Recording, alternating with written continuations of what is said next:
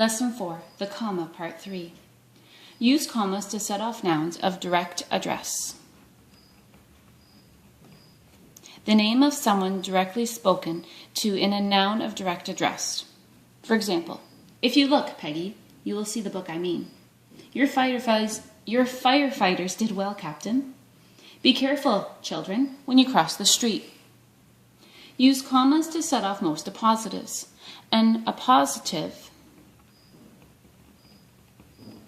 is a word or group of words used directly after another word to explain it. The speaker, a famous explorer, told about Papua New Guinea. An appositive may have a prepositional phrase with it. The leader, the person on horseback, moved away.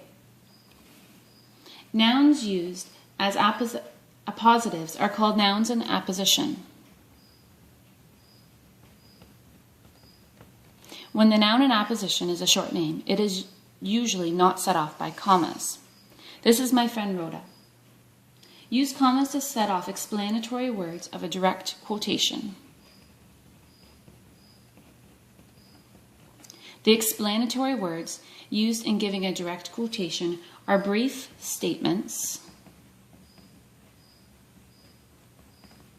as Tina said, Christine answered, or Bill asked. Here's an example. Kate shouted, "Keep your eye on the ball." In the sentence above, the explanatory words come before the quotation. A comma is then placed after the last explanatory word. Now look at this quotation. "I can't find the key," said Patty. If the explanatory words come after the quotation, as in the last example, place a comma within the quotation marks after the last word of the quotation. Sometimes a quotation is separated into two parts by the explanatory words.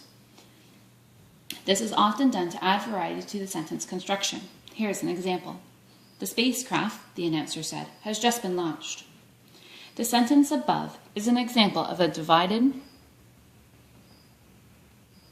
quotation. A comma is used after the last word of the first part. Another comma is used after the last explanatory word. Do not confuse direct and indirect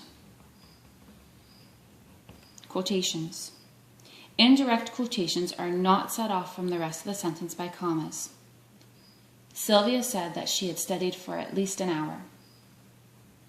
Use a comma before the conjunction that joins two main clauses in a compound sentence. Kimberly seemed to agree, and no one else objected.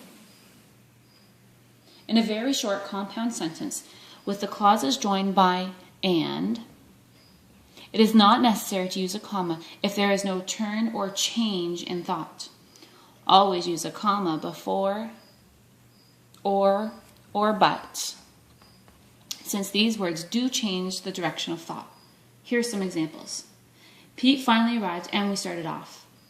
Pete arrived, but it was too late to go anywhere. Do not use a comma before the and that joins a compound subject or a compound predicate. Sally turned on the radio and sat down to read a magazine.